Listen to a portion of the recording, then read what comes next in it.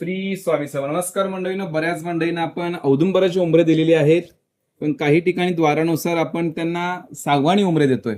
अशा पद्धतीचा उंबरा येणार आहे. लक्षात घ्या. स्वस्तिक, पादुका, कमळ, पादुका, स्वस्तिक. मग त्यांचं म्हणणं आहे की गुरुजी आम्हाला औदुंबराचं लावता काय येत नाही. काही प्रवेशद्वार आहेत त्या ठिकाणी शक्यतो औदुंबराची उंबरे लावता येत नाही. ते आपण द्वारानुसार सांगतो. तर त्या मंडळींना आपण अशी मंगलपटिका देणार. लक्षात घ्या. यामध्ये स्वस्तिक येणार आहे, कलश येणार आहे, कमळ येणार आणि ओम येणार आहे. हे दाराच्या वरती म्हणजे चौकडीवरती लावायचं आहे.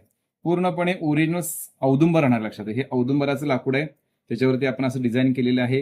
कोणतंही तुमचं द्वार असेल तर दर्शनी बाजूला शुभचिन्ह असावी, जेणेकरून वास्तूमध्ये सकारात्मकता निर्माण होते, बाहेरची बाधा शमन होते. यासाठी याचा उपयोग केला जातोय. हे जर फक्त तुम्हाला हवं असेल तरी आपण हे देतो. लक्षात घ्या.